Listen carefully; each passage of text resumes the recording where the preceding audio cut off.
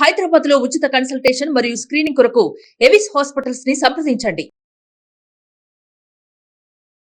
మిమ్మల్ని చూస్తే అందరం చాలా ప్రౌడ్గా ఫీల్ అవ్వాలి. ఇంటి దగ్గర నుంచే చదవాలని డిసైడ్ అయ్యా. చదవడం అయితే ఆపేది లేదు, ఎందుకంటే నాకు చాలా ఇష్టం కాబట్టి. నేను ఉద్యోగం చేయాలి, ఈ పోస్ట్కి డిజబిలిటీ రిలేటెడ్ ఉంటే అది యాక్సెప్ట్ చేయమండి. సో మళ్ళీ అనదర్ మెడికల్ బోర్డ్ కాన్స్టిట్యూట్ చేసి నెక్స్ట్ నేను 3 నెలలకు నేను జాయిన్ అనమాట. మీకు వాటర్లో ఎక్సర్సైజ్ చేస్తే మంచిదమ్మా అన్నారు. అలా నేర్చుకున్నాను అనమాట నేను స్విమ్మింగ్. ఫస్ట్ టైం నేను 2011లో నేషనల్ పారా స్విమ్మింగ్ ఛాంపియన్షిప్లో పార్టిసిపేట్ చేశాను. బాస్కెట్బాల్ ప్లేయర్ కూడా కదా, సో అది ఎలా అయ్యారు మీరు? అసలు ఆనందం అవన్నీ చూసిన తర్వాత ఇది ఇక్కడ ఆపకూడదు చెన్నైతోనే అనేసి నేషనల్ లెవెల్లో ఫెడరేషన్ స్టార్ట్ చేసి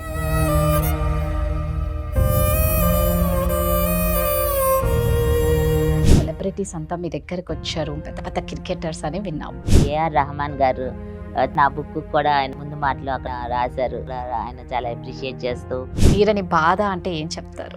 రీసెంట్గా ఫిబ్రవరిలో మా నాన్నగారు పోయారు. ప్రతి అచీవ్మెంట్ లో మా నాన్నగారి కంట్రిబ్యూషన్ ఉంది.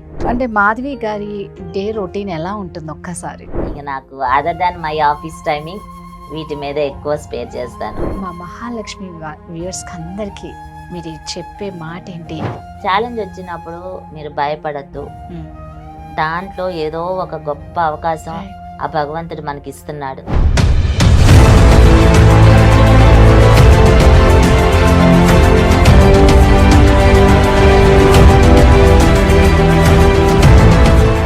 నమస్తే, India's largest digital media network Suman టీవీకి స్వాగతం. Welcome to Suman TV Mahalakshmi. భగవంతుడు అన్నీ ఇచ్చినా, మనకి కాళ్ళు చక్కగా ఇచ్చినా కూడా, కాళ్ళు చేతులు అన్నీ చక్కగా ఇచ్చినా ఇంకా భగవంతుడు ఇవ్వలేదు అని ఒక మాటతో మనం చాలా పనులు చేయకుండా టైం వేస్ట్ చేస్తూ ఉంటాం. బట్ ఈరోజు మన ముందరున్న మహాలక్ష్మి మాత్రం 7th మంత్లోనే తనకి పోలియో వచ్చినా కూడా ఏ మాత్రం బాధపడకుండా, కుమిలిపోకుండా ఫ్యామిలీ సపోర్ట్తో ఈరోజు ఒక మంచి పొజిషన్లో ఉన్నారండి. పెద్ద పెద్ద సెలబ్రిటీస్, క్రికెటర్స్ తన దగ్గరికి వచ్చి తనని చాలా అప్రిషియేట్ చేశారు. అంతేకాదండి, డిజేబిలిటీ పర్సన్స్కి చాలా టాలెంట్ ఉంది, మా టాలెంట్ మీరు గుర్తించండి అంటూ తనే ఒక ఫౌండేషన్ కూడా స్టార్ట్ చేసింది. ఎంతోమంది డిజేబిలిటీ పర్సన్స్కి కూడా సపోర్ట్ ఇస్తున్నారండి. తను ఒక banker, para sports person and administrator, author, film maker and actress అండి. తనే అండి మాధవి గారు. సో మాధవి గారి లైఫ్ స్టోరీ ఖచ్చితంగా అందరూ తెలుసుకోవాల్సిందే. ఒకసారి తనతో తన జర్నీ గురించి తెలుసుకుందాం. నమస్తే మాధవి గారు. మా సుమన్ టీవీ మహాలక్ష్మి ప్రోగ్రాంకి వచ్చినందుకు సుమన్ టీవీ తరపున thank you so much. Welcome. Thank you. నిజంగా మాధవి గారు, మిమ్మల్ని చూస్తే అందరం చాలా ప్రౌడ్గా ఫీల్ అవ్వాలి. మీరందరూ ఒక ఛాలెంజర్స్. అసలు ఫస్ట్ చైల్డ్హుడ్ గురించి మీ లైఫ్ జర్నీ స్టార్ట్ చేద్దాం. మన తెలంగాణలో సత్తుపల్లి ఉంది కదా, సత్తుపల్లి అనే ప్లేస్లో పుట్టాను నేను. నాన్నగారు ఏమో టీచర్, అమ్మ హౌస్ వైఫ్. 4 సిస్టర్స్, నాకు ఒక అన్నయ్య. అందరూ నాకంటే పెద్దవాళ్ళే. అయితే నాకు 7th మంత్లో పోలియో అటాక్ అయిందనమాట. అప్పుడు పోలియో వ్యాక్సినేషన్ గురించి అంతా తెలియదు కదా మా పేరెంట్స్కి విలేజెస్లో. సో దానివల్ల అది అటాక్ అయింది, బాగా ఫీవర్ వచ్చి దాంట్లో చాలా మ్యాసివ్ అటాక్. అంటే రైట్ హ్యాండ్ మొత్తం వాయిస్ కూడా లేదు అప్పుడు. మొత్తం ఈ కాళ్ళు అంతా ప్యారలైజ్ అయిపోయి లెఫ్ట్ హ్యాండ్ ఒకటే మంచిగా ఉందన్నమాట. సో ఆ సిచ్యుయేషన్లో కొంచెం తర్వాత జనరల్గా పోలియో వచ్చిన వాళ్ళకి కొంత రికవర్ అవుతుంది. ఆ రికవరీలో కొంచెం హ్యాండ్ పనిచేయడం, వాయిస్ రావడం ఇలా జరిగిందనమాట. సో అప్పుడు విలేజెస్ కదా, అంత వీల్ చైర్లు ఇవన్నీ ఏం తెలియదు. ఇక మా వాళ్ళు ఎక్కడికి వెళ్ళాలన్నా నన్ను ఎత్తుకొనే వెళ్ళేవాళ్ళు. అయితే మా నాన్నగారు చాలా ఉమెన్ ఎడ్యుకేషన్ అన్న, వాళ్ళు పని చేయాలి, వాళ్ళు ఫైనాన్షియల్గా వాళ్ళు స్వతంత్రంగా ఉండాలి అని ఎప్పుడు అనేవాళ్ళు. సో అందువల్ల నన్ను స్కూల్కి అలా ఎత్తుకొనే మా నాన్నగారో, అక్కలో, అన్నయ్యో తీసుకెళ్ళి స్కూల్కి అట్లా. నేను స్కూల్లో ఎప్పుడు టాపర్, నాకు చాలా ఇష్టం. అసలు స్కూల్లో జాయిన్ అవ్వకముందే మా అక్క వాళ్ళతో పాటు వెళ్ళాలని గొడవ చేసేదాన్ని. ఆ తర్వాత 10th తర్వాత ఇంకా అక్కడంతా యాక్సెసిబుల్గా లేదు కాలేజెస్. నేనేమో అప్పుడు ఇంట్లో జస్ట్ ఇలా పాకుకుంటూ ఉండడమే, లేదా బయటికి వెళ్తే ఎత్తుకెళ్ళడం, అంతేగాని ఇంకా వీల్ చైర్లో అదంతా లేదు. ఆ కాలేజీలో వాళ్ళు ఏం మార్పులు నా కోసం చేయడానికి కూడా రెడీగా లేరు. అంటే మీరు వీల్ చైర్ వచ్చే వరకు ఇంట్లో పాకుతూనే రోజు? అంతే. నాకు అప్పుడు అంతా లేదు కదా, మనకి తెలియదు. ఇంటి దగ్గర నుంచే చదవాలని డిసైడ్ అయ్యా. చదవడం అయితే ఆపేది లేదు, ఎందుకంటే నాకు చాలా ఇష్టం కాబట్టి. అలాంటిది ఇంట్లో ఉండాలనేసరికి సరే నేనే వెళ్ళలేకపోతున్నాను కాబట్టి బయట వాళ్ళే నా దగ్గరకు వచ్చే మార్గం ఏంటంటే ట్యూషన్ చెప్పడం. నా మ్యాథమెటిక్స్ చాలా ఫేవరెట్ సబ్జెక్ట్. ఇంకా అందుకని అప్పటి నుంచి ట్యూషన్ చెప్పడం స్టార్ట్ చేశాను. నా ఫేవరెట్ సబ్జెక్ట్ కాబట్టి బిఏ మ్యాథమెటిక్స్ చేశాను. ఆ తర్వాత గ్రాడ్యుయేషన్ అయ్యే టయానికి మా అన్నయ్య ఒకసారి ఎక్కడో చూశాడంట, తనకు హైదరాబాద్లో జాబ్ చేస్తున్నాడు అప్పుడు. నడవటం కష్టం, వాకింగ్ ప్రాక్టీస్ చేయాలంటే ఎవరో యూజ్ చేయటం చూసి నాకు తెచ్చిచ్చాడు. బయటికి వెళ్ళి జాబ్ చేయాలంటే ఎలా వెళ్తాం అందరి ముందు అనేసి ఇంకా అప్పుడు ఏం చేయాలని ఆలోచించే టైంలో మా అన్నయ్య తెచ్చాడు. ఇంకా తెచ్చేసరికి ఇక నేను దాని మీద వాకింగ్ ప్రాక్టీస్ చేశాను. నేను ఉద్యోగం చేయాలంటే నేను కొంచెం I should be on my own అనేది. సో అలా అది మా అన్నయ్య తెచ్చి చాలా ఉపయోగపడింది. ఇంకా తర్వాత ఇక జాబ్స్కి రాయడం స్టార్ట్ చేశా. ఫస్ట్ లైఫ్ ఇన్సూరెన్స్కి అది జాబ్ అప్లై చేసేసి నేను ప్రిపేర్ అవుతా ఉన్నా బాగా, చాలా హార్డ్ వర్క్ చేస్తూ. తర్వాత అందరికీ వాళ్ళు ఏంటంటే హాల్ టికెట్ అందరికి పంపరు, ఆర్డర్ ఆఫ్ మెరిట్లో పంపిస్తారు. నాకు రాలేదు. ఏంటో రాలేదు, నాకంటే తక్కువ మార్కులు వచ్చిన వాళ్ళకి వచ్చింది, నాకు రాలేదని మా నాన్నగారు వరంగల్ వెళ్ళి వాళ్ళ ఆఫీస్లో కనుక్కుంటే వాళ్ళేమో ఈ పోస్ట్కి డిజబిలిటీ రిలేటెడ్ ఉంటే అది యాక్సెప్ట్ చేయమండి, కావాలంటే టైపిస్ట్ పోస్ట్ అయితే అప్లై చేసుకోవచ్చు అన్నారు. అప్పుడు అంత ఇది లేదు కదా మనకి, పోరాడే ఇది లేదు. ఓహో అది కుదరదంటే సరేలే అని మళ్ళీ టైప్ నేర్చుకోవడం స్టార్ట్ చేసి ఇంగ్లీష్ టైప్ హైయర్ అయ్యి ఫస్ట్ క్లాస్లో పాస్ అయ్యి అలా ఉన్న టైంలో మా అన్నయ్య ఒక అతను కజిన్ చెప్పాడు, ఇలా నేను బ్యాంక్స్లో చూశాను కొంతమందిని పర్సన్స్ విత్ డిజబిలిటీస్ అని. సరేనని అప్పుడు బ్యాంక్ జాబ్ బిఎస్ఆర్బి అని ఉండేది అప్పుడు బిఎస్ఆర్బికి అప్లై చేసి దాంట్లో సెలెక్ట్ అయ్యారు రిటెన్ టెస్ట్లో. తర్వాత ఇంటర్వ్యూ వచ్చింది, దాంట్లో కూడా వాళ్ళు చాలా ఇంప్రెస్ అయ్యారు. అంతా అయిపోయి ఇక నువ్వు జస్ట్ వచ్చి హైదరాబాద్ అపాయింట్మెంట్ ఆర్డర్ తీసుకోవాలి, ముందుగా మెడికల్ టెస్ట్ అన్నారు. ఆ మెడికల్ టెస్ట్లో వాళ్ళు ఏం చేశారు, డాక్టర్ నాది అన్ఫిట్ అని ఇచ్చేశారు రిపోర్టు.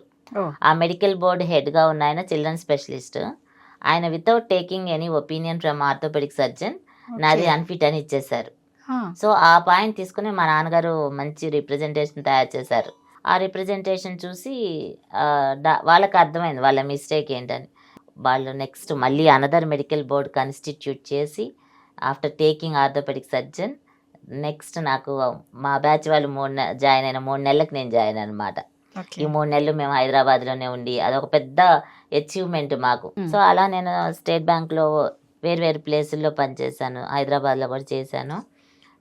నాకు ఇంకా హైదరాబాద్ రాగానే స్కూటర్ నేర్చుకున్నాను అనమాట. ఎందుకంటే ఇక మన కమ్యూటేషన్ అనేది పెద్ద ప్రాబ్లం కదా ఇక్కడ, ఇక మనకి లేకపోతే కష్టం అనేసి స్కూటర్కి ఎడిషనల్ వీల్ పెట్టించి ఇక సిటీలో ఎక్కడ వెళ్ళాలన్నా వెళ్ళిపోతుండేదాన్ని. ఆ తర్వాత కార్ కూడా తీసుకున్నాను, కార్ కూడా నేనే డ్రైవ్ చేసేదాన్ని. ఇంకా అప్పుడు నాకు ఒక మల్టీనేషనల్ బ్యాంకులో చెన్నైలో ఆఫర్ వచ్చింది. చాలామంది ఏంటంటే ఛాలెంజ్ చేసినట్టు అనేవాళ్ళు, ఇక్కడ చేయటం అక్కడ చేయటం మల్టీనేషనల్ కార్పొరేషన్స్ వాటిల్లో చేయటం కష్టం అని. అదేంటో చూడాలి, నేను ఎందుకు చేయలేను చూద్దాం అనేసి అలా అనుకొని ఇక్కడ చాలా బాగున్నా కూడా అక్కడ వెళ్ళిపోయాను చెన్నై. అప్పుడు ఏమైంది, బాగా severe back pain, muscle weakness. 10 years మీరు ఈ బ్యాంక్ జాబ్లో చేసి ఊరికే కూర్చొని ఉండడం వలన జాబ్ చేయడం ఒక్కటనే కదా, మనం ఫిజికల్ గా యాక్టివిటీ ఉండాలి కదా. ఇప్పుడు మనం ఇలా కూర్చొని ఉంటే ఇంకా వీక్ గా ఉంటది, స్పైన్ కంప్రెస్ అయిపోద్ది. అందున నాకు ఇక్కడ మొత్తం ఇదంతా పోలియో అటాక్ అయింది కదా, ఇప్పుడు అందుకని నా పొట్ట కూడా ఇది స్పైన్ కి సపోర్ట్ ఇవ్వదు, ఇలా వంగిపోతుంది అనమాట. అందుకని ఇట్లా స్పైన్ బెండ్ వచ్చింది. నాకు పోలియో వచ్చిన తర్వాత ఏదో జ్వరమో దగ్గో జలుబు అలాంటివి రావటమే కానీ వేరే ఏం ప్రాబ్లం లేదు. ఆయన నా స్పైన్ ఎక్స్రే చూసి అది ఒక లంగ్ని పూర్తిగా, ఒక లంగ్ని పార్షియల్ కవర్ చేయడం వల్ల ఒక పార్షియల్గానే పనిచేస్తుంది లంగ్. సో దానివల్ల ఆక్సిజన్ అందేది తక్కువ కాబట్టి muscle weakness, severe back pain. ఆ స్టేజ్లో అది కూడా ఎన్ని రోజులు భరించగలను అన్ని రోజులు భరించి, ఎప్పుడు భరించలేవు అన్న స్టేజ్, మనం జనరల్గా అలా చేస్తుంటాం కదా. అప్పుడు డాక్టర్ దగ్గరికి వెళ్తే ఆయన ఎక్స్రే చూసి, అమ్మ నీకు స్పైన్కి సర్జరీ చేయాలి, చేసినా సక్సెస్ ఛాన్సెస్ తక్కువే, ఇక చేయకున్నా కూడా నీకు 1 year అంత బెడ్ రిడెన్ అయిపోతావు, ఇది పని చేయదు అది పని చేయదు ఒక్కో పార్ట్ అనుకుంటే ఇట్లా చెప్పాడు. ఏదో 1 year ఉంటావు అన్నలాగా చెప్పేసరికి ఇక అప్పుడు మాకు ఏం చేయాలా అర్థం కావట్లేదు. ఒకవైపు సర్జరీకి వెళ్దామంటే సక్సెస్ తక్కువ గ్యారంటీ లేదు, ఇంకా ఏం చేయాలని చాలా ఆలోచించి ఆయుర్వేదిక్ వాళ్ళ దగ్గరికి వెళ్ళాం.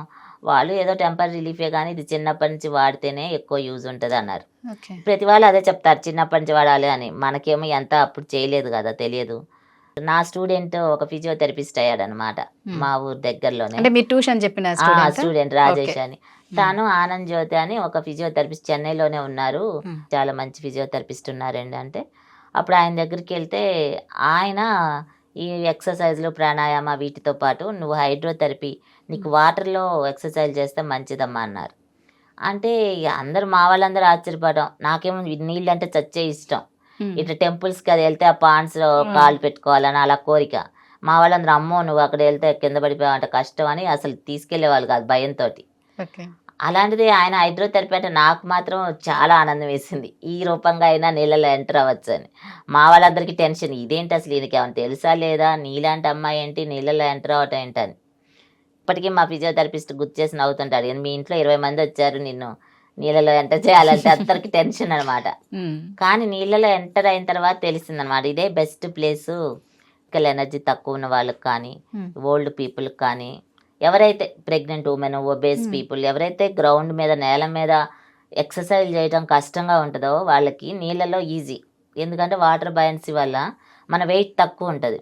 సో అందువల్ల ఇప్పుడు బయట 100 కేజీలు ఉంటే నీళ్ళలో 20 కేజీలో 30 కేజీలో లాగా ఫీల్ అవుతాం మనం ఇమ్మీడియట్గా. నాకు ఫస్ట్ టైం నీళ్ళలో ఎంటర్ అవగానే అసలు నాకు నొప్పి లేదనమాట, ఈ బ్యాక్ పెయిన్ లేదు అంత.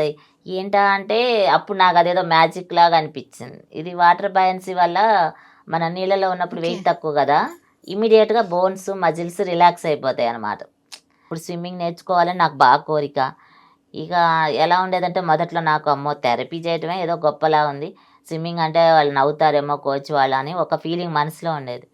చివరికి ఎలాగో ధైర్యం చేసి ఆ కోచ్ని అడిగితే ఆ కోచ్ ఏమో మేడం నేను మీకులాగా ఉన్న వాళ్ళు స్విమ్మింగ్ చేయటమే చూడలేదు, నాకు తెలియదు మేడం నేర్పటం అన్నాడు. ఇక ఇట్లా లాభం లేదని ఒక ఫ్లోటర్ తీసుకొని ఫ్లోటర్ పెట్టుకొని నేనే ఇట్లా మూవ్ అవుతా అటు నుంచి ఇటు అలా చేసేదాన్ని నీళ్ళల్లో. ఫస్ట్ బేబీ పూల్లో చేసామన్నమాట ఎక్సర్సైజ్, తర్వాత అడల్ట్ పూల్కి వెళ్ళాం. తర్వాత అది ఫ్లోటర్ రిమూవ్ చేయాలంటే మా నాన్నగారు వాళ్ళందరూ భయం కదా, బేబీ పూల్లో ట్రై చేసి వితౌట్ ఫ్లోటర్ పర్లేదు అనుకున్నాక మళ్ళీ దీంట్లోకి వచ్చేసి అలా నేర్చుకున్నాను అనమాట నేను స్విమ్మింగ్.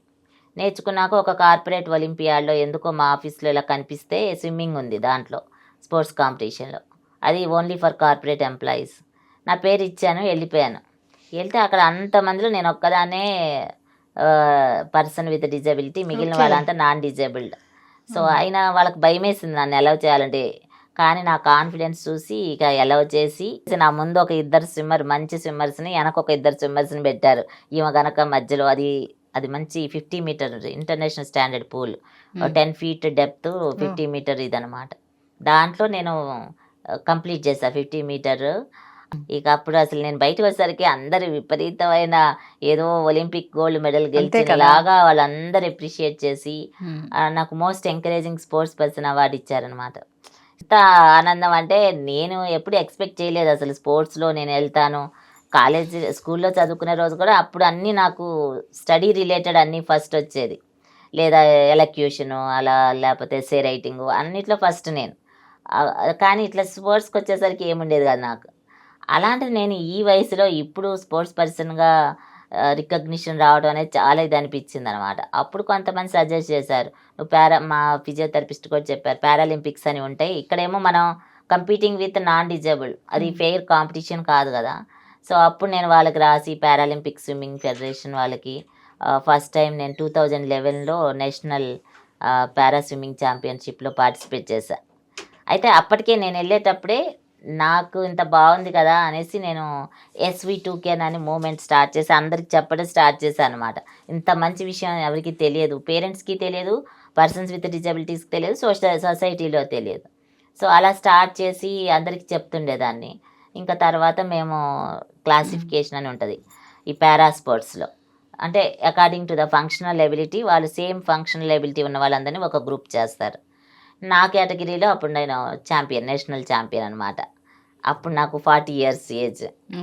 ఇక దాని తర్వాత ఇంకా swimming, para swimming association of Tamil Nadu అని స్టార్ట్ చేసి అక్కడ రూరల్ డెవలప్మెంట్ డిపార్ట్మెంట్ వాళ్ళతో చాలా ఒక 300 పైగా స్విమ్మర్స్కి ట్రైనింగ్ ఇచ్చి వాళ్ళు నేషనల్ ఇంటర్నేషనల్ కూడా వెళ్ళడం జరిగింది. సో మీరు ఇప్పుడు ఒక పారా స్విమ్మర్తో పాటు వీల్ చైర్ బాస్కెట్బాల్ ప్లేయర్ కూడా కదా, సో అది ఎలా అయ్యారు మీరు? అంటే ప్లేయర్ ఒకటే కాదు, అది ఫౌండర్ కూడా. Founder of wheel chair basketball federation of India. Okay. So అప్పుడు ఈ స్విమ్మింగ్ అంతా ప్రమోట్ చేయడం, నేను నేషనల్ ఛాంపియన్ అవ్వడం, నేను ఒక 30 మెడల్స్ వచ్చినాయి నాకు స్టేట్ అండ్ నేషనల్ లెవెల్లో కలిపి. అప్పుడు నేను స్విమ్మింగ్ అసోసియేషన్ కూడా స్టార్ట్ చేసి దాంట్లో యాక్టివ్గా ఉన్నాను కదా. అప్పుడు ఒక యూకే బేస్డ్ ఎన్జిఓ అప్రోచ్ అయింది నన్ను, మేము ఇట్లా వీల్ చైర్ బాస్కెట్బాల్ ప్రమోట్ చేయాలనుకుంటున్నాం ఇండియాలో. అంటే ఉన్నది వీల్ చైర్ బాస్కెట్బాల్ ఎట్లా అంటే ఒక రిహాబిలిటేషన్ సెంటర్స్లో ఒక రిహాబిలిటేటివ్ టూల్ లాగా యూజ్ చేస్తున్నారు. అయితే ఒక కాంపిటేటివ్ స్పోర్ట్గా అలా లేదన్నమాట. అప్పుడు వాళ్ళు నన్ను అప్రోచ్ అయ్యి మేము ప్రమోట్ చేయాలనుకుంటున్నాం, ఎవరు సపోర్ట్ చేస్తానికి చూస్తున్నామంటే సరేనని నాకు దాని గురించి నేను చూశాను, గూగుల్ చేసి చూస్తే చాలా డైనమిక్ ఎనర్జెటిక్ గేమ్. నాకు అనిపించింది పర్సన్స్ విత్ డిజబిలిటీస్ ఎక్కడైనా లీడ్ చేసే అవకాశం వాళ్ళకు దొరకడం చాలా కష్టంగా ఉంటుంది. సో ఇదే ఒక బెస్ట్ ఆపర్చునిటీ వాళ్ళలో లీడర్షిప్ క్వాలిటీస్ని పెంపొందించడానికి. యంగ్స్టర్స్ ఉన్నారనుకోండి విత్ డిజబిలిటీస్, వాళ్ళు కూడా మిగిలిన యంగ్స్టర్స్ లాగా చాలా డైనమిజం ఉంటుంది కదా, వాళ్ళకి చూపించే మార్గం దొరకట్లేదు ఇప్పుడు. అదే ఇప్పుడు ఈ వీల్ చైర్ బాస్కెట్బాల్ స్పోర్ట్ లాంటి డైనమిక్ ఎనర్జెటిక్ గేమ్ ఆడేటప్పుడు వాళ్ళకి ఒక అవకాశం వస్తుంది వాళ్ళ డైనమిజం చూపించడానికి.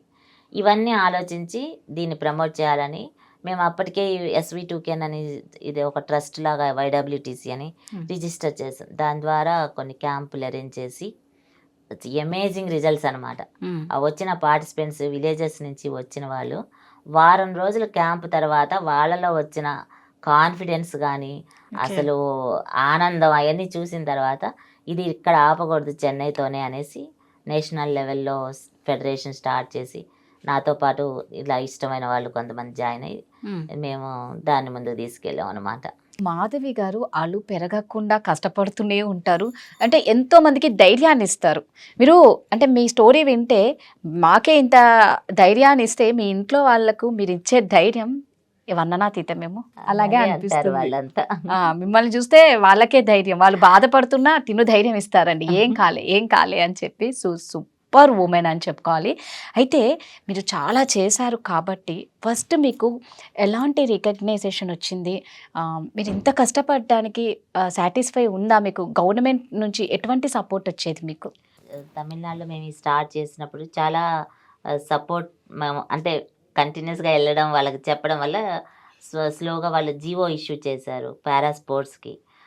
అది చాలా వాటిలో how to support para sports persons అనే దానికి క్లియర్ కట్గా గైడ్ లైన్స్ అన్నీ ఇచ్చారు. తర్వాత నేను ఇంటర్నేషనల్గా ఇవన్నీ చూసి ఎలా ఉన్నాయి స్పోర్ట్స్ సెంటర్స్ ఉన్నాయి అనమాట. అప్పుడు నేను హైడ్రోథెరపీ పూల్ కోసం ఒక రిక్వెస్ట్ ఇచ్చాను త్రూ అవర్ స్విమ్మింగ్ అసోసియేషన్. దాన్ని వాళ్ళు యాక్సెప్ట్ చేసి అప్పుడు గవర్నమెంట్ దానికి ఆల్మోస్ట్ 5.4 crores 6 crores ఉంది ఆ ప్రాజెక్ట్. గవర్నమెంట్ శాంక్షన్ చేసి ఇప్పుడు చాలా ఇంక్లూజివ్గా ఉంటుంది అనమాట ఆ ప్లేస్ హైడ్రోథెరపీ పూల్. తర్వాత ఈ వీల్ చైర్ బాస్కెట్బాల్ స్టార్ట్ చేసినప్పుడు కూడా వేరియస్ ప్లేసెస్లో మాకు కొన్ని స్టేట్ గవర్నమెంట్స్ చాలా సపోర్ట్ చేసిన. అప్పుడు ఇక్కడ తెలంగాణ గవర్నమెంట్ మనం ఇక్కడ నేషనల్ ఛాంపియన్షిప్ అది కండక్ట్ చేసాం. ఒక కోర్సెస్ కూడా ఇంటర్నేషనల్ ఫెడరేషన్ కొలాబరేషన్తో ఇక్కడే కండక్ట్ చేసాం హైదరాబాద్లో. తెలంగాణ గవర్నమెంట్ అప్పుడు చాలా సపోర్ట్ చేసింది ఇక్కడ. సో మీరు ఇంకా ఇది కాకుండా మీరు ఇంకా చాలా చేశారు లైఫ్లో. ఒక్క అచీవ్మెంట్ కాదు, మీకు బోల్డ్ అనే అచీవ్మెంట్సే ఉన్నాయి లైఫ్లో కదా. సో ఇది కాకుండా నెక్స్ట్ మీరు ఒక డాక్యుమెంటరీ వెబ్ సిరీస్ కూడా తీశారు అని విన్నా. అదే షార్ట్ ఫిల్మ్స్ను డాక్యుమెంటరీ. అయితే ఇప్పుడు ఈ స్పోర్ట్స్లో ఎంటర్ అయిన తర్వాత నాకు అర్థమైంది స్పోర్ట్స్ వల్ల ఎంత మనకి ఫిజికల్గా హెల్త్ ఇంప్రూవ్ అవుతుంది. ఇప్పుడు నేను 2007లో నాకు డాక్టర్ నువ్వు 1 yearలో పోతావు అని చెప్పాడు. అప్పటి నుంచి నేను స్విమ్మింగ్ స్టార్ట్ చేసిన తర్వాత ఒకరోజు కూడా ఆపను. ఏదన్నా ఊర్లు వెళ్ళి అలా అయితే తప్పితే రోజు స్విమ్ చేస్తా.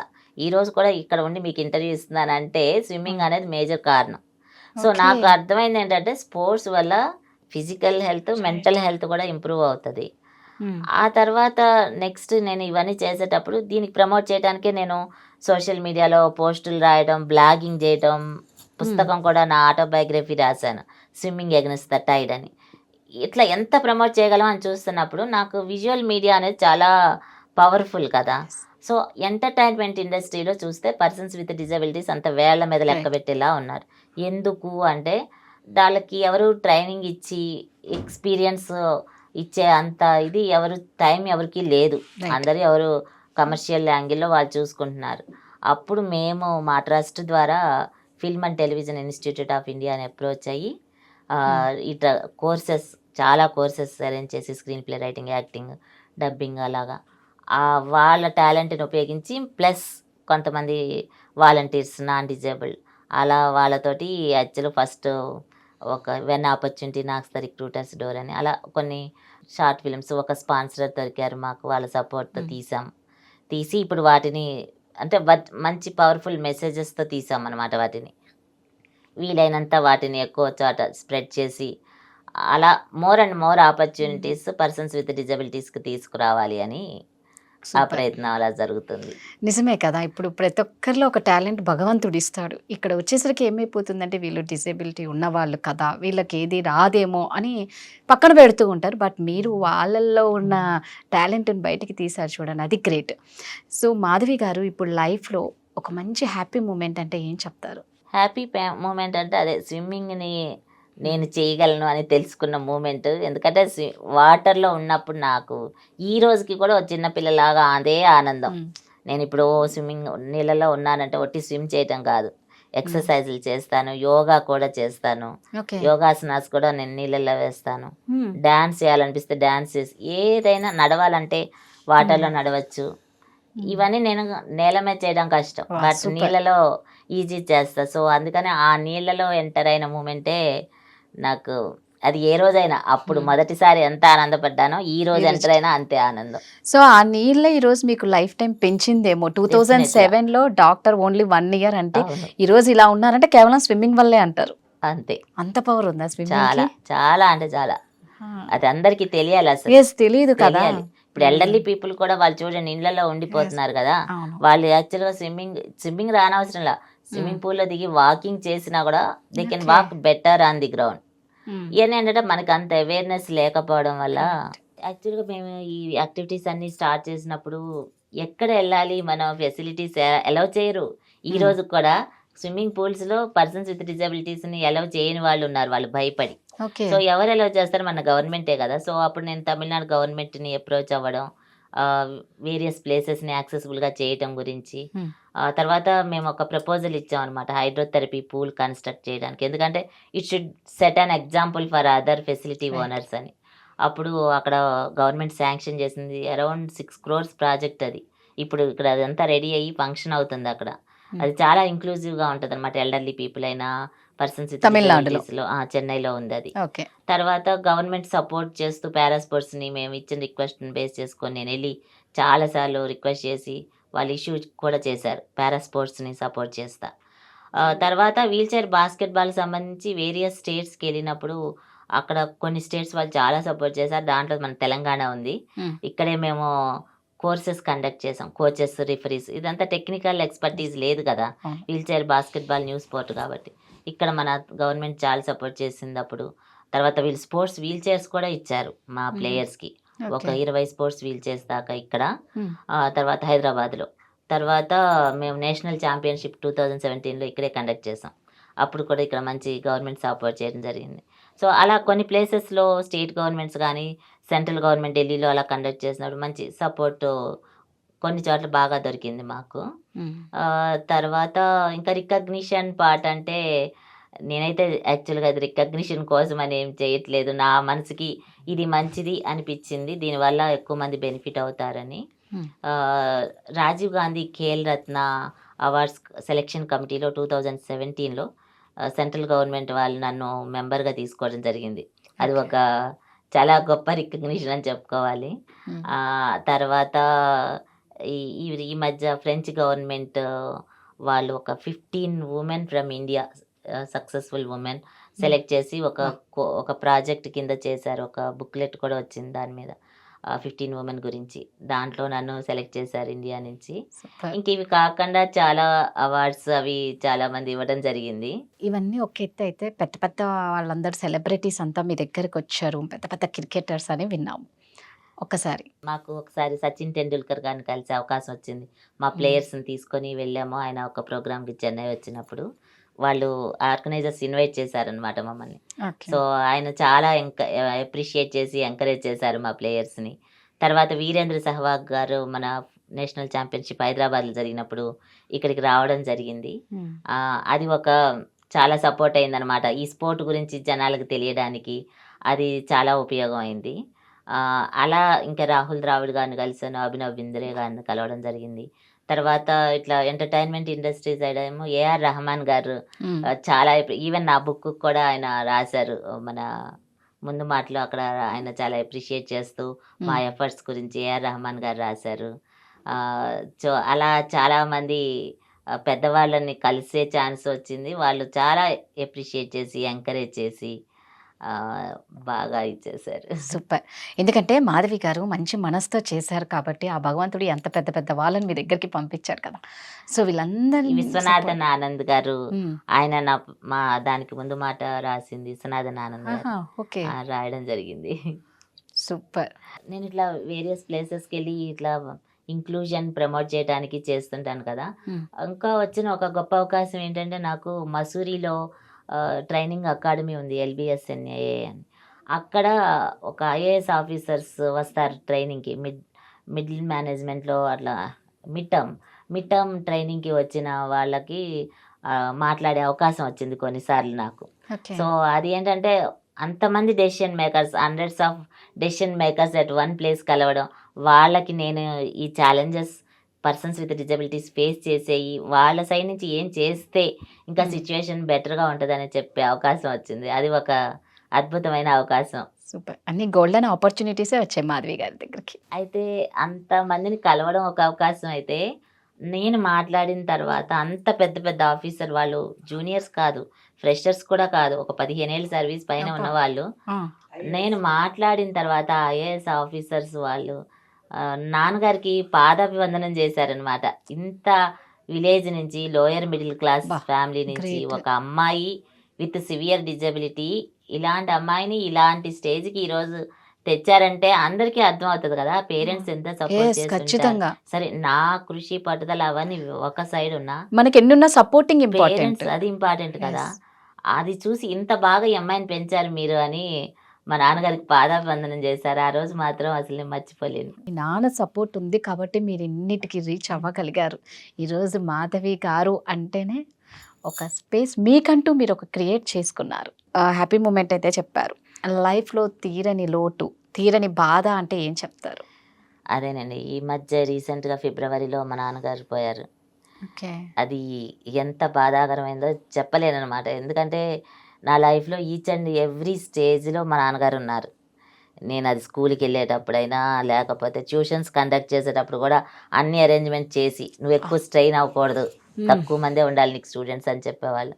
జాబ్ అప్పుడు హైదరాబాద్ వెళ్ళి అంత కష్టం ఎవరు పడతారండి, అది తెలియని వాళ్ళం, మనకి ఏం తెలియదు, అక్కడ వెళ్ళి చేయడం. ఆ తర్వాత చెన్నై నేను షిఫ్ట్ అవ్వాలనుకున్నప్పుడు అందరు మీకు తెలుసు కదా పెద్దవాళ్ళు, వాళ్ళు ఉన్న ఊళ్ళో ఉండాలనుకుంటారు. నా కోసం ఈ చుట్టాలు పిల్లలు అందరూ ఉన్నది వదిలేసి చెన్నై మేము ఒకళ్ళమే షిఫ్ట్ అయ్యింది నా కోసం. కారు నేర్చుకునేటప్పుడు, స్కూటర్ నేర్చుకునేటప్పుడు తను పక్క నుండి సలహాలు ఇచ్చి, స్పోర్ట్స్కి నేను ఎప్పుడైతే ఈ సోషల్ యాక్టివిటీ స్టార్ట్ చేశానో, మా నాన్నగారి గొప్పతనం ఏంటంటే ఏదో మా అమ్మాయి కోసం నేను చేస్తున్నానని కాదు, నేను సమాజం కోసం చేయాలనుకున్నప్పుడు నాకు ఫస్ట్ వాలంటీర్ మా నాన్నగారి. నేను ఎక్కడికి వెళ్ళినా గవర్నమెంట్ ఆఫీసులు, ఎన్నో ఆఫీసులకు వెళ్ళేదాన్ని, సెక్రటేరియట్కి వెళ్ళేదాన్ని. అక్కడ అంతా యాక్సెసిబుల్గా లేకున్నా ఎక్కడైనా కొన్ని చోట్ల మెట్లు ఎక్కించాల్సి వస్తే తాను వేరే వాళ్ళ సహాయం తీసుకొని పైకి ఎక్కియటం. ఎవరండి చేస్తారు? ఏదో నిన్ను చూసిందే గొప్ప అమ్మాయి ఊరుకో అంటారు. కాదు, నువ్వు సమాజాన్ని చేస్తానంటే కూడా నీ పక్కన మేమున్నాం నిలబడి ఆ ట్రస్ట్ ఓపెన్ చేసినప్పుడు కూడా అంత సపోర్ట్ చేసిన వ్యక్తిని మేము కోల్పోయాం ఫిబ్రవరిలో. అది క్యాన్సర్ వల్ల. అది అన్ఫార్చునేట్గా 4th స్టేజ్ వరకు మాకు తెలియలేదు బయటపడేదాకా. అది లింఫోమా అన్నమాట. సో అది అసలు అది ఎట్లా భరిస్తున్నామో మాకే తెలియదు అనమాట. మా నాన్నగారు లేకుండా ఉండటం అనేది, ఆ వాక్యూమ్ అనేది చాలా కష్టం అండి. ఇక అసలు మా నాన్నగారు ఏది చూసినా ప్రతి అచీవ్మెంట్లో మా నాన్నగారి కంట్రిబ్యూషన్ ఉంది. ఒక నీడలాగా ఉండి మిమ్మల్ని కాపాడుకుంటూ ఉన్నారు. అమ్మ సపోర్టు, మా సిబ్లింగ్స్ వాళ్ళ ఫ్యామిలీస్ ఈరోజు వాళ్ళ పిల్లలు కూడా నాకు అంత ఇదిగా ఉంటారు, సపోర్టింగ్గా. సూపర్. సో మాధవి గారు, ఇక పెళ్లి విషయానికి వస్తే ఏం చెప్తారు? పెళ్ళి అప్పుడు ఆ రోజుల్లో చేసుకోవాలంటే అందరూ చేసుకోవాలని నేను అనుకోలేదు. ఈ పక్కన అసలు నేను స్టడీస్ అలా ఉన్నప్పుడే కొంతమంది అంటుండేవాళ్ళు అనమాట, ఈ అమ్మాయికి డిజబిలిటీ ఉంది కదా, మీరు ఇంకా ఎడిషనల్ కట్నం ఇచ్చో ఏదో దాన్ని కాంపెన్సేట్ చేయడానికి. ఓకే. చాలా మంది మ్యారేజెస్ అయ్యి బాధలు పడేవాళ్ళు, వాళ్ళ ఎందుకనో కానీ తెలియదు, నాకు అందరూ వచ్చి చెప్తుండేవాళ్ళు. నేను ఏదో కౌన్సిలింగ్ ఇస్తున్న బుక్స్ బాగా చదివేదాన్ని అనమాట, విపరీతమైన బుక్ రీడర్ నేను. సో వాటి నాలెడ్జ్ మీద ఏవో సలహాలు ఇచ్చేదాన్ని. ఇలా ఇని నాకు అనిపించింది, వీళ్ళే ఇంత బాధలు పడితే ఇప్పుడు నేను ఈ డిజబిలిటీతో కూడా చేసుకుంటే అవతల వాళ్ళు ఎలా ఉంటారో, ఈ ఛాలెంజెస్ అంతా ఎందుకు నాకని ఆ చిన్నప్పుడే డిసైడ్ అయిపోయా. అలా డిసైడ్ అయిపోయి టీనేజ్లోనే డిసైడ్ అయిపోయి ఇంకా అసలు నేను ఎప్పుడు దాని వైపు వెళ్ళాల. అది కరెక్టా అందరు అలా చేయాలనో వద్దనో నేనేం చెప్పను మెసేజ్, కానీ నాకు అప్పుడు అట్లా అనిపించింది.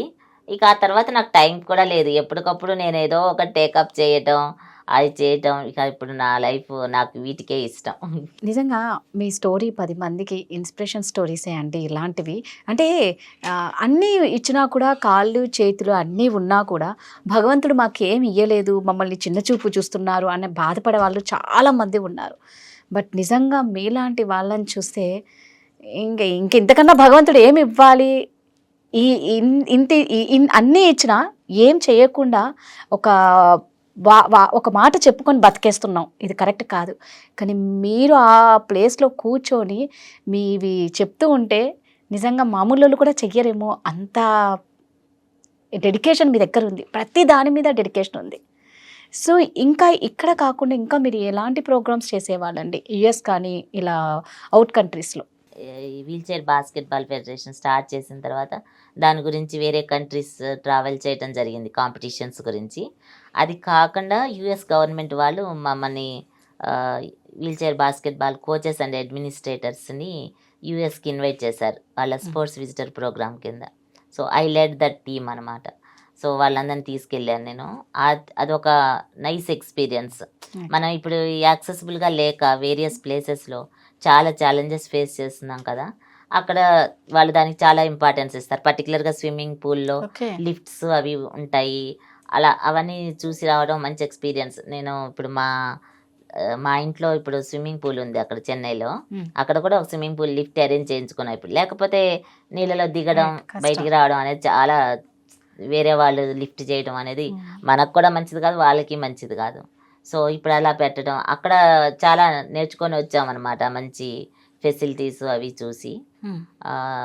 సో అది ఒక మర్చిపోలేని ఇది. కానీ ట్రావెల్ అన్నప్పుడల్లా లాట్ ఆఫ్ అరేంజ్మెంట్ చేస్తుంటాం కదా, వాళ్ళు మాత్రం చాలా ఇదిగా తీసుకెళ్ళి మాకు అన్నీ చూపించారు వాళ్ళు అక్కడ అంతా. అంటే మాధవి గారి డే రొటీన్ ఎలా ఉంటుంది ఒక్కసారి? నా డే రొటీన్ అంటే మార్నింగ్ నా స్విమ్మింగ్తోనే స్టార్ట్ అండి. ఓకే. స్విమ్మింగ్ స్టార్ట్ చేస్తాను, అది ఒక 1.5 hours 2 hours కూడా ఒక్కోసారి. ఇవన్నీ చేయాలి కదా నేను చెప్పినవన్నీ మీకు, యోగాలు అన్నీ. సో స్విమ్మింగ్ లోనే మీరు 1.5 hours 2 hours అక్కడే ఉంటారు? ఎప్పుడైనా నాకు ఎర్లీగా లేచే అలవాటు. సో ఎర్లీగా లేచి స్విమ్మింగ్కి వెళ్ళడం. తర్వాత ఇంట్లో ఇప్పుడైతే ఇంకా అమ్మ నేను ఉన్నాం కదా, మేము కొంచెం కుకింగ్ రిలేటెడ్ వర్క్స్ అవి చూసుకుంటాను. తర్వాత ఇంకా నాకు ఆఫీస్, నేను ఒక ఎంఎన్సి బ్యాంక్లో పనిచేస్తున్నాను అసోసియేట్ వైస్ ప్రెసిడెంట్గా. సో నా ఆఫీస్ వర్క్ ఉంటుంది. ఇంకా మళ్ళీ ఈవినింగ్ అంటే నాకు మళ్ళీ హౌస్లో ఏదైనా వర్క్ చూసుకోవటం. తర్వాత నేను ఇక నాకు ఆఫీస్ లేని టైం అంతా నా ఈ యాక్టివిటీస్కి కేటాయిస్తానమాట. స్పోర్ట్స్ రిలేటెడ్ కానీ ఆర్ట్స్ రిలేటెడ్ కానీ ఏమైతే చేస్తున్నామో, ఇక వీకెండ్స్ కానీ, ఇక నాకు other than my office timing వీటి మీద ఎక్కువ స్పేర్ చేస్తాను. అమ్మని జాగ్రత్తగా చూసుకోవటం, ఇప్పుడు అమ్మలోనే నాన్న కూడా చూసుకుంటున్నాను. సూపర్. సో అలా నడుస్తుంది అనమాట, ఆల్వేస్ బిజీ. నిజంగా 24 గంటలు మీకు సరిపోవేమో కదా, అలాగే నడుస్తుంది. మా మహాలక్ష్మి వ్యూయర్స్కి అందరికీ మీరు చెప్పే మాట ఏంటి? మీ మాటలోనే ఒక ధైర్యాన్ని కూడా ఇవ్వాలి. ఇప్పటి వరకు నాకు ఏమనిపించిందంటే, ఈ పర్టికులర్గా నా ఆటోబయోగ్రఫీ రాసేటప్పుడు మళ్ళీ వెనక అన్నీ చూస్తే అర్థమైన విషయం ఏంటంటే, ఈ ఛాలెంజెస్ ఎన్నో వస్తుంటాయి మనకి. ఆ ఛాలెంజ్ చూసి ఆ నిమిషాన్ని మనం బాధపడతాం. ఇప్పుడు నా విషయాన్ని చూస్తే ఆ రోజు డాక్టర్ 1 yearలో పోతావు అన్నా, కానీ అంత స్ట్రాంగ్ ఒక దెబ్బ తగిలినప్పుడే దాని నుంచి పైకి వచ్చి నేను ఇట్లా స్విమ్మర్ అవ్వటం, స్పోర్ట్స్ పర్సన్ అయ్యాను, స్పోర్ట్స్ అడ్మినిస్ట్రేటర్ అయ్యాను, ఇంకా వేరియస్ థింగ్స్ చేస్తున్నాను. చాలా ఎక్స్పీరియన్సెస్ చూసిన తర్వాత అర్థమైంది ఏంటంటే ఛాలెంజ్ వచ్చినప్పుడు మీరు భయపడద్దు, దాంట్లో ఏదో ఒక గొప్ప అవకాశం ఆ భగవంతుడు మనకి ఇస్తున్నాడు. అది ఒక ఎవరు అన్నారు మారు రూపంలో వచ్చిన అవకాశం అని, ఛాలెంజ్లు కష్టాలు అని మనం అనుకునేవి. సో అది నాకు రియలైజ్ అయింది. అందుకనే ఈరోజు ఏదైనా ప్రాబ్లం వచ్చినా నేను కూడా ఓహో దీనివల్ల ఇంకేదైనా మంచి ఏం జరగబోతుంది అని ఆలోచిస్తున్నా. సో అది అర్థం చేసుకోవాలి. అది ఒక పాయింట్. రెండో పాయింట్ ఏం అర్థమైందంటే ఎవరితో లేని స్టేజ్లో నేను స్టార్ట్ చేసి భారతదేశంలో 24 స్టేట్స్కి మేము వెళ్ళి ఈ స్పోర్ట్ని ప్రమోట్ చేయడం ఇవన్నీ చేసామంటే భగవంతుడు మంచి పని చేస్తుంటే ఎక్కడి నుంచో ఏదో మూల నుంచి ఏదో ఒక విధంగా సపోర్ట్ చేస్తాడు అనేది అర్థమైంది. సో మంచి పని చేస్తానికి మీరు ఎప్పుడు వెనకడికి వేయద్దు. ఇప్పుడు ఈరోజు మనకి ఏం లేకపోవచ్చు, కానీ ఆ ప్రయత్నంలో కంటిన్యూ అయితే ఏదో రూపంలో మీకు సపోర్ట్ వచ్చి మీరు అనుకున్న పని చేయగలరు. ఈ రెండు నేను నేర్చుకున్న విషయాలు నా జీవితం చూసి. అందుకే ఈరోజు ఇలా ఉన్నారు కదా. థ్యాంక్ యూ సో మచ్ అండి, మీ వాల్యుబుల్ టైం మాకు ఇచ్చినందుకు. Thank you very much for the opportunity. Thank you so much. So చూసారు కదండి, ఇది ఇవాల్టి మహాలక్ష్మితో బోల్డ్ అనే విషయాలు తెలుసుకున్నాం. నిజంగా భగవంతుడు చాలా సపోర్ట్ చేస్తారు. మనం మంచి పని చేయాలి అనుకుంటే దయచేసి మంచి మనసుతో మీరు మంచి పని చేయాలి అనుకోండి. ఆ భగవంతుని బ్లెస్సింగ్స్ సపోర్ట్ ఖచ్చితంగా ఉంటుంది. మరో వారం మరో మహాలక్ష్మితో కలుద్దాం. అంతవరకు సెలవు. నమస్కారం.